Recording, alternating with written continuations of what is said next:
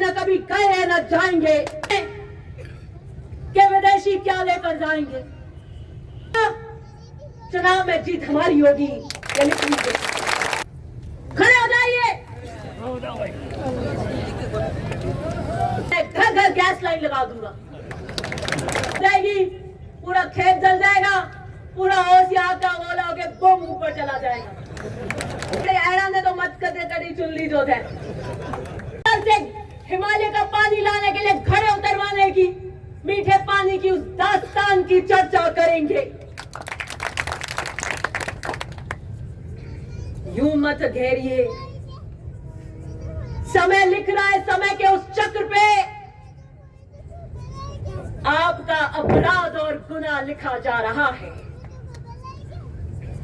कालखंड, समय के कालखंड पे कर्म के चक्र में आपकी भाषा वाणी के एक बेटी के प्रहार अंकित हो रहे हैं। मुझे खुशी है और आत्मविश्वास है कि जब चौतरफा चुनौती मिलती हो तो मान लेना आप सही काम कर रहे हो। अगर मैं शतुर्मुर्ग की तरह घाटी नीचे करके कुछ नहीं करती तो मेरे न कोई शत्रु होते न मेरे कोई अपने होते जो आशीर्वाद देने आते। मेरे पिता ने मुझसे कहा कि दिव्या, संघर्ष पथ पर जब काम करने के लिए निकलोगी तो अनेकों गलतियां होंगी,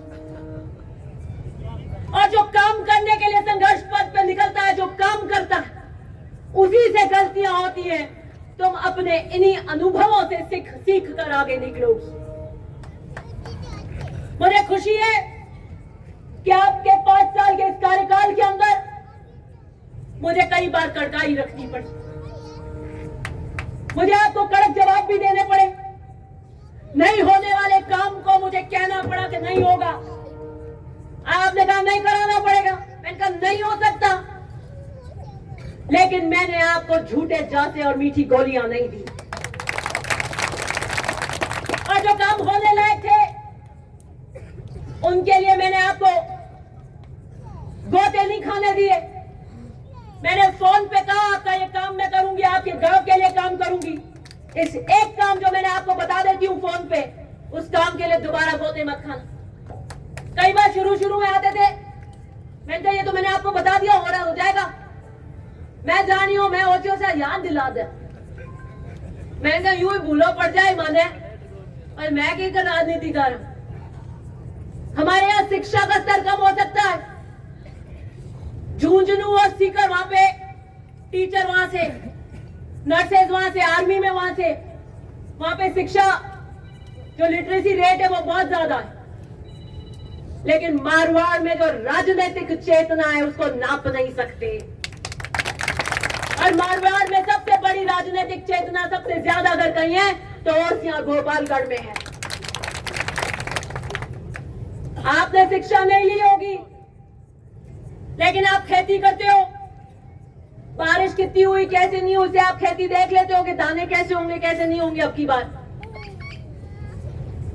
आपकी खेती रखते हो नाटे लेकर, कब भाव आएगा, कब देनी है, कितने में देनी है, कितनी बोरियां है, एक आंगड़ी पे एक भी बोरी मिस नहीं होती आपसे, कहीं चूक नहीं होती, सारी गणित आती है आपको, क्योंकि आप किसान वर्ग से हैं, मूलतः खेती पे आश्रित हैं। और मैं आप लोगों की सेवा की खेती करती हूं। कोई कह रहे थे कि जोर जोर से बोलते हैं, भौंकते हैं, आचार संहिता लग जाएगी फिर देखेंगे। आ जाइए, लग जाएगी आचार संहिता 4 दिन में। 18 में भी लगी थी, 13 में भी लगी थी, ये 16वां चुनाव लड़ने जा रहे हैं 52 से लेकर अभी तक। मुझे नहीं पता उनके परिवार ने कितने चुनाव लड़े, 15 चुनाव में से 12 चुनाव जीते हैं, 12 चुनाव, और 52 से लगाकर आज तक कांग्रेस के सिंबल पर लगातार चुनाव लड़ रहे हैं। ये ऐसे ही नहीं आता है, ये विश्वास और पसीने और आपके बीच में संघर्ष करके कमाए हुए विश्वास से आता है। ओम सिंह जी से पूछो कि एक बार सरपंच का कार्यकाल होता है तो दूसरी बार कितनी मुश्किल आती है। ओसिया तो बड़ा कस्बा, इनको तो ज्यादा पसीने आते हैं छोटे गांव से। तो एमएलए का चुनाव बार बार लड़ना और पीढ़ी दर लड़ना किसे कहते हैं? यह विश्वास से कमाया है हमने। मैं ओसिया की जनता को यह कहना चाहती हूं कि 5 साल के इस कार्यकाल में आपको मैंने झटके नहीं आने दिए, चेहरे पे सलाह नहीं पड़ने दी, आपकी टेंशन मैंने ली। आपने एक बार फोन कर दिया, उसके बाद अधिकारी मंत्री किसकी रगड़ाई करनी है वो मेरी जिम्मेदारी थी। अब 1.5 महीने के लिए आप कमर कस लीजिए। हिंदुस्तान की नजरें इस चुनाव पर। मैंने ओसिया की इस सीट को पहली बार विधायक बनकर आई, पहली बार, लेकिन मैंने इस ओसिया की सीट को हिंदुस्तान की राजनीति में चमका के हॉट सीट बना दिया। हिंदुस्तान के पत्रकार, बड़े दल के राजनीतिज्ञ, सबकी नजरें ओसिया पे रहती हैं टकाटक हमेशा कि ओसिया का चुनाव दिलचस्प होगा, बशर्ते दिलचस्प होगा क्योंकि हमारे कार्यकर्ता संघर्ष करके यहां से निकलेंगे। ये किसान राजनीति के नारे और झंडे का चुनाव होगा, इसलिए बशर्ते दिलचस्प होगा। और चुनाव और रण योद्धा आत्मविश्वास के बल पे लड़ते हैं। जंग आत्मविश्वास से जीती जाती है और आने वाला वक्त ओसिया में हमारा और आपका है, ये लिख कर ले लीजिए। मुझे नहीं पता आपकी दूसरी रैलियां हो रही है, बीजेपी की रैली हुई और जितने भी कार्यक्रम हुए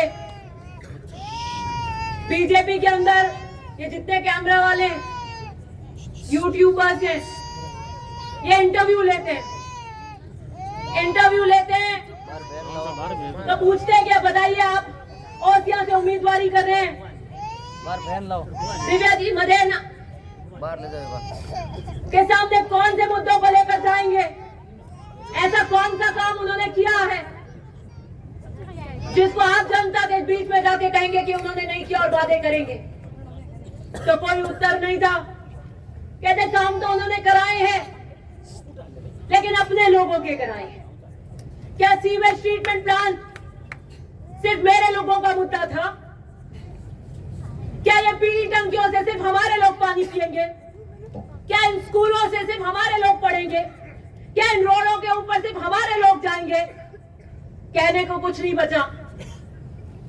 फिर से वो पुनः एक बुद्धिजीवी आए, मेरे बड़े शुभचिंतक, उनसे किसी ने माइक लगा दिया। इन्होंने क्या ओसिया से टिकट मांग रहे हैं? दिव्या जी ने इतना विकास किया, आप उनसे क्या बेहतर करेंगे? उन्होंने कहा वो गांव-गांव टंकी बना रही है। अब पूछो उनसे, गांवों में क्या पाइपलाइन फोड़ देते हैं?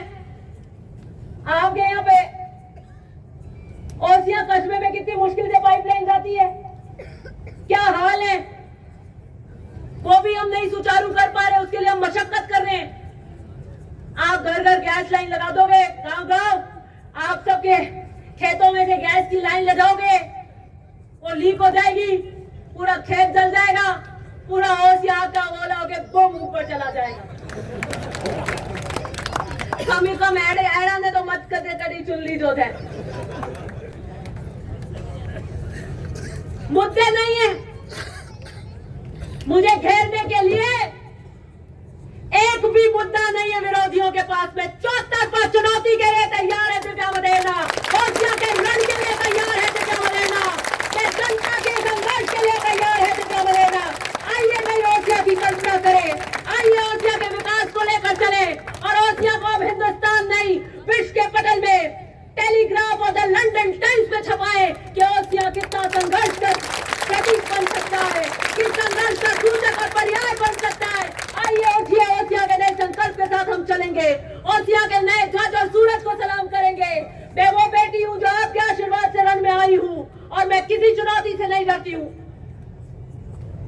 दो तरफा होगा, तीन तरफा होगा, चुनाव में जीत हमारी होगी, ये लिख लीजिए।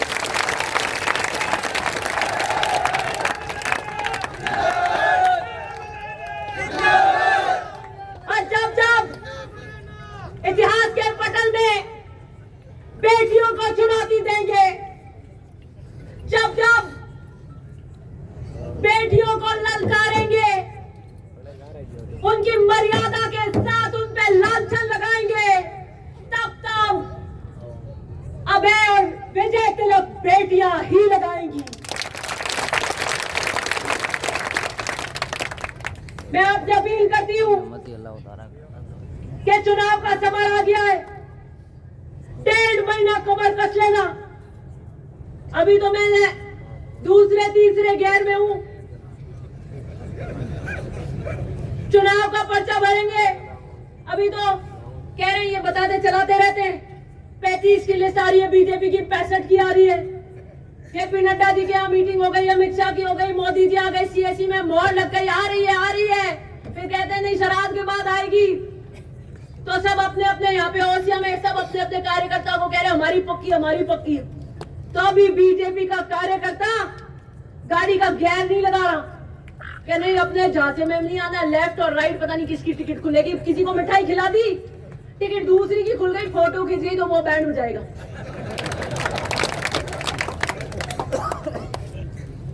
इसलिए आपके लिए, आपके मान सम्मान के लिए मैं संघर्ष और जीवन राजनीतिक जीवन में खड़ी हूं। मैं जिस तरीके के निम्न प्रहार का शिकार हो रही हूं,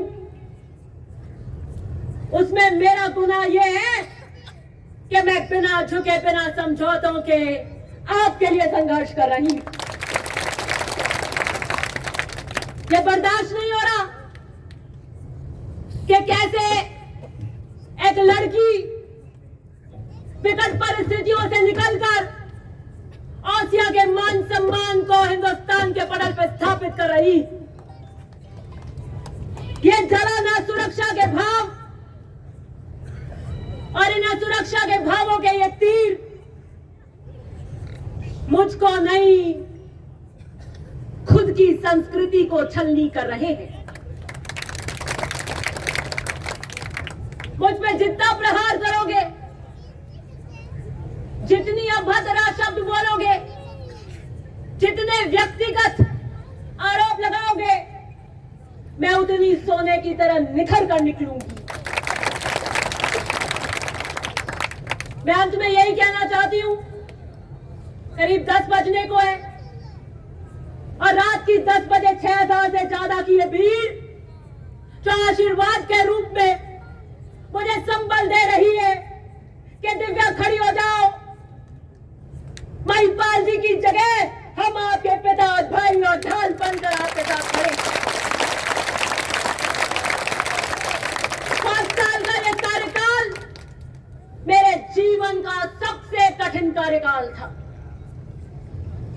1 साल की अवधि से ज्यादा हम अस्पतालों में थे, कभी बेंगलोर कभी बंबई, इस आस में कि जीवन मिल जाए, इस आस में कि मेरे पिता मेरे पास आ जाए। लेकिन जीवन मरण, यश अपयश, लाभ हानि, विधि हाथ,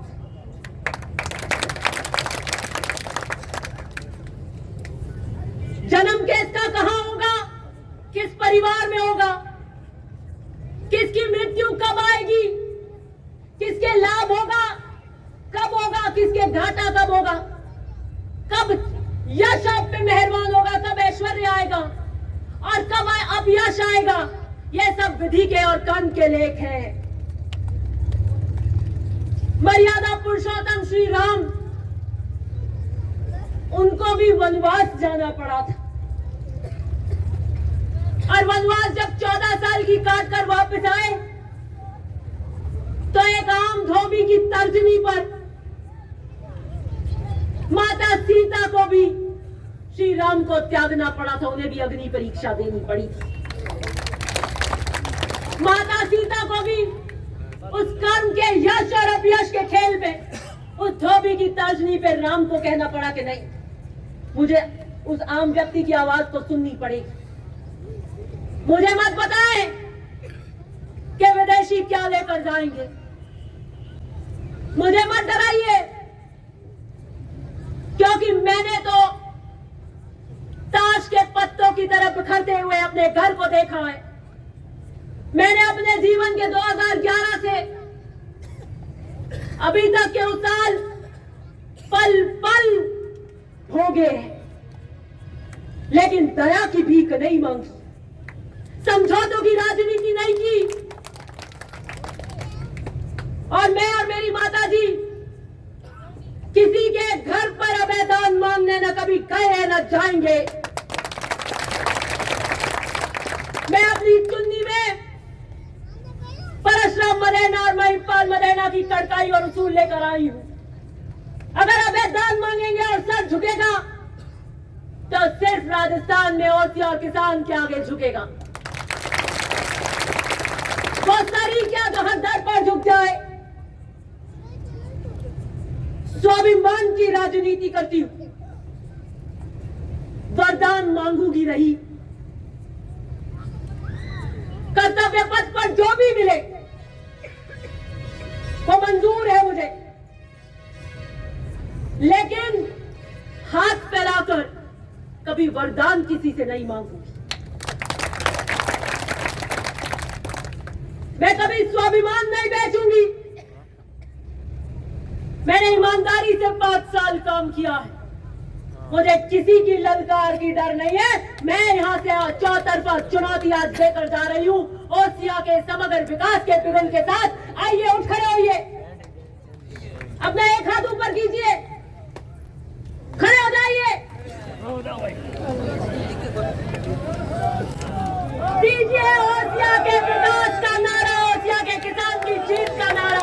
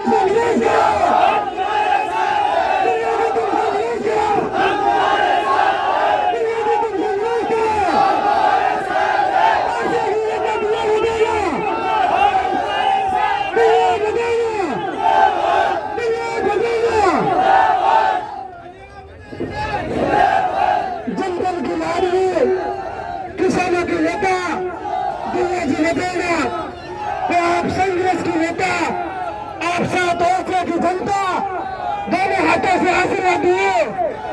आप दिल्ली जी को और आपकी जनता का आशीर्वाद हमेशा दिल्ली को मजबूती के साथ आगे बढ़ाइए। आप हमेशा हिम्मत और हौसले से आगे बढ़िए। आपके किसान नेता दिल्ली जी